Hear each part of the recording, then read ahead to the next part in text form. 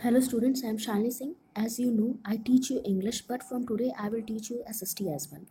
और आज से हम स्टार्ट कर रहे हैं NCERT सिविक्स, जिसमें क्लास 10th की, जिसमें 8 चैप्टर हैं टोटल। और चैप्टर 1 आज हम शुरू करेंगे, जिसका नाम है पावर शेयरिंग। हिंदी में इसको बोलेंगे सत्ता की साझेदारी। अब पावर शेयरिंग एक डेमोक्रेटिक कंट्री के लिए कितनी ज़रूरी है। हम इंडिया की बात करें तो हमारे पास लेजिस्लेचर है, एग्जीक्यूटिव है और जुडिशरी है, जिसमें पावर्स क्या है, बटी हुई हैं, जिसकी वजह से हमें हमारी कंट्री चलाने में आसानी होती है। तो हर कंट्री के लिए, जो भी डेमोक्रेटिक कंट्री है, उसके लिए ज़रूरी है कि वो पावर को क्या करे, शेयर करे। किसी एक इंसान के हाथ में पावर नहीं होनी चाहिए। इस चैप्टर में हमें 2 कंट्रीज़ के बारे में पढ़ने को मिलेगा। एक का नाम है बेल्जियम, दूसरी श्रीलंका है। और दोनों में आप देखेंगे कि जब दोनों की कहानी आप पढ़ेंगे तो आपको समझ में आएगा कि कितनी ज़रूरत है पावर शेयरिंग की। तो चलिए स्टार्ट करते हैं। स्टार्ट करने से पहले अगर आपने अभी तक मेरे चैनल को सब्सक्राइब नहीं किया है तो प्लीज़ सब्सक्राइब कर लें। वीडियो पसंद आए तो लाइक कर दें और अपने फ्रेंड्स के साथ शेयर कर दें। बेल्जियम एक यूरोपियन कंट्री है, जिसका बॉर्डर किससे टच होता है, नीदरलैंड से, फ्रांस से, जर्मनी से। और अगर एरिया वाइज देखा जाए तो बेल्जियम हरियाणा से भी छोटा है और इसकी पॉपुलेशन लगभग 1 करोड़ है, जो कि हरियाणा की पॉपुलेशन की लगभग आधी है। कैपिटल बेल्जियम की कौन है, ब्रुसेल्स। ब्रुसेल्स बेल्जियम की कैपिटल है। अब एथनिक कंपोजिशन ऑफ बेल्जियम देखते हैं। एथनिक का मतलब मैं आपको समझा रही हूँ। देखिए, जब आप मान लीजिए आप किसी जाति से बिलोंग करते हैं, किसी भी कास्ट से बिलोंग करते हैं, और अगर आपका अपनी कास्ट वाले के साथ क्या होगा, आप उसके साथ ज़्यादा कनेक्टेड फील करेंगे, ज़्यादा कंफर्ट जोन में कंफर्ट फील करेंगे आप, बजाय किसी अदर कास्ट के वाले से। ऐसा नहीं होता, हो सकता है उनके साथ भी हो, लेकिन ज़्यादातर यही होता है कि हम अपनी जाति वाले के साथ ज़्यादा कनेक्टेड फील करते हैं। और ऐसे कनेक्टेड फील होते होते हम एक क्या बना लेते हैं, एक ग्रुप बना लेते हैं, एक समूह बना लेते हैं, जिसको हम एथनिक बोलते हैं। एथनिक जो है, ज़रूरी नहीं सिर्फ जाति या रिलीजन के आधार पे या कास्ट के आधार पे बने, लैंग्वेज के आधार पे भी एथनिक्स बनते हैं। एथनिक को हिंदी में जातीयता बोलते हैं, सजातीयता भी बोलते हैं। अब बेल्जियम की बात करें तो यहाँ पे जो एथनिक था वो पॉपुलेशन पे डिपेंड था, पॉपुलेशन के हिसाब से था। अगर बेल्जियम में देखें तो डच स्पीकिंग पॉपुलेशन सबसे ज़्यादा थी, 59% लोग डच बोलते थे और फ्लेमिश रीजन में रहते थे। 40% लोग क्या बोलते थे, फ्रेंच बोलते थे और वाल्निया रीजन में रहते थे। 1% जो बचा हुआ 1% था, वो लोग जर्मन बोलते थे।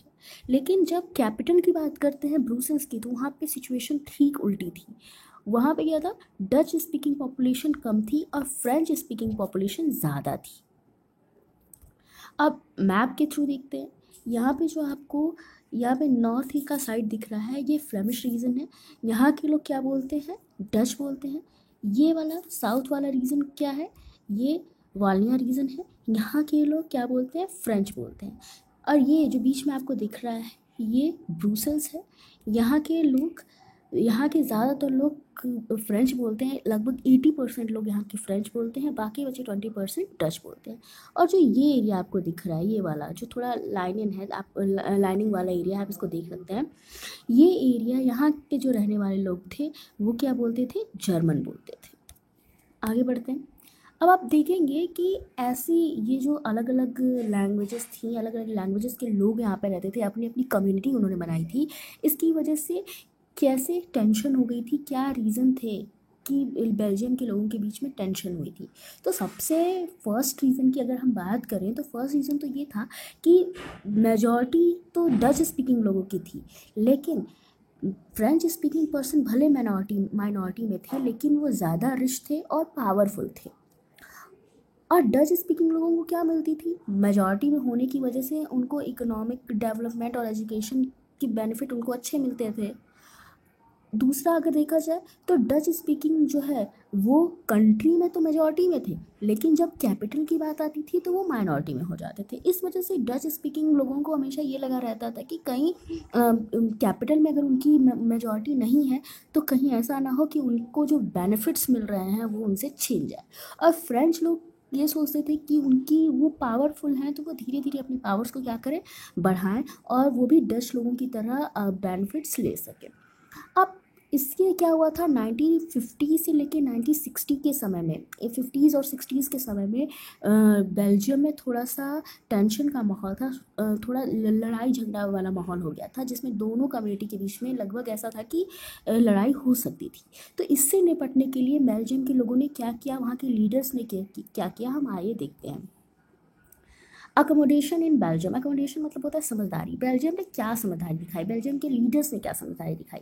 देखिए 1970 और 1993 में इन सालों के बीच में, लगभग 23 सालों का समय है, 23 ईयर्स के बीच में 4 बार बेल्जियन लीडर्स ने अपने कॉन्स्टिट्यूशन को अमेंड किया। मतलब 4 बार अपने कॉन्स्टिट्यूशन में अमेंडमेंट किया, 4 बार संविधान संशोधन किया।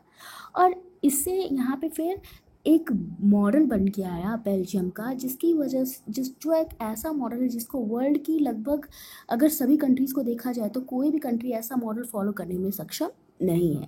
तो क्या एलिमेंट्स थे इस बेल्जियन मॉडल के, आइए देखते हैं।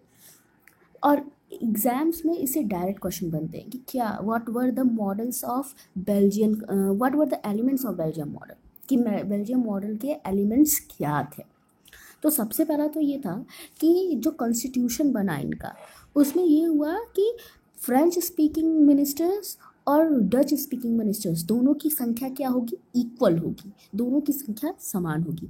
और जो कुछ स्पेशल लॉ हैं, जो स्पेशल लॉ वो कब बनेंगे, कैसे बनेंगे, जब जो दोनों मिनिस्टर्स, दोनों लैंग्वेज के मिनिस्टर उसको क्या करेंगे, सपोर्ट करेंगे। अगर किसी एक ने भी मना किया, डच ने मना कर दिया, तो फ्रेंच चाह के भी लॉ नहीं बना सकते, फ्रेंच ने मना कर दिया तो डच चाह के भी लॉ नहीं बना सकते। मतलब दोनों की सहमति क्या है, ज़रूरी है। और फिर अगर थर्ड नंबर का पॉइंट देखिए, तो थर्ड पॉइंट पे हमने लिखा है कि कॉन्स्टिट्यूशन, हाँ, कॉन्स्टिट्यूटेड गवर्नमेंट, स्टेट गवर्नमेंट, उन्होंने क्या किया, एक स्टेट गवर्नमेंट बनाई। स्टेट गवर्नमेंट यानी कि अब जो पावर थी सिर्फ सेंटर के पास नहीं थी, स्टेट्स के पास भी अपनी पावर थी, और सेंटर उन पावर में अपनी दखलंदाजी नहीं कर सकता था। कैपिटल की बात की जाए ब्रुसेल्स की, तो ब्रुसेल्स में एक सेपरेट गवर्नमेंट बनी थी, जहाँ पे भी दोनों कम्युनिटीज़ का क्या था, बराबरी का हिस्सा था। पहले कंट्री में किसकी ज़्यादा मेजॉरिटी थी, डच की मेजॉरिटी ज़्यादा थी, लेकिन फिर भी फ्रेंच को आधा हिस्सा डच ने दिया। तो अब जब ब्रुसेल्स में फ्रेंच मेजॉरिटी ज़्यादा थी, तो यहाँ पे भी फ्रेंच को आधा हिस्सा किसको देना पड़ा, डच को देना पड़ा। तो हर जगह लगभग बराबरी का एक उनकी साझेदारी थी। अब फिफ्थ पॉइंट में देखिए तो उन्होंने कम्युनिटी गवर्नमेंट बनाई, एक कम्युनिटी गवर्नमेंट क्या थी कि स्टेट गवर्नमेंट और सेंट्रल गवर्नमेंट तो थी, लेकिन कुछ ऐसे क्रिटिकल इश्यूज थे, कुछ ऐसे इश्यूज होते थे जैसे कल्चरल, एजुकेशनल और लैंग्वेज रिलेटेड इश्यूज, जिनमें क्या था कि स्टेट और सेंटर उसमें फैसले नहीं ले सकती थी। तो उसके लिए तीनों जो कम्युनिटी थी, कौन कौन सी, डच, फ्रेंच और जर्मन, इन तीनों लैंग्वेज वाली की जो कम्युनिटी थी, तीनों के लिए क्या बनाई गई, कम्युनिटी गवर्नमेंट बनाई गई, जिसमें वो कल्चर, एजुकेशन और लैंग्वेज से रिलेटेड इश्यूज़ को सॉल्व कर सकें। तो इसका आप देखते हैं कि 3 तरह की गवर्नमेंट थी कहाँ पे, बेल्जियम में, सेंट्रल गवर्नमेंट, स्टेट गवर्नमेंट और कम्युनिटी गवर्नमेंट। और इन तीनों गवर्नमेंट की सहायता से फाइनली बेल्जियम जो है पीस लाने में सफल हुआ। और जो ब्रुसेल्स है, ब्रुसेल्स को क्या बनाया गया, यूरोपियन यूनियन का हेडक्वार्टर बनाया गया। ये याद रखिएगा, ब्रुसेल्स में यूरोपियन यूनियंस का हेडक्वार्टर है। अगर आपको वीडियो अच्छा लगा होगा तो प्लीज़ लाइक कर दीजिए, अभी तक चैनल को सब्सक्राइब नहीं किया है तो सब्सक्राइब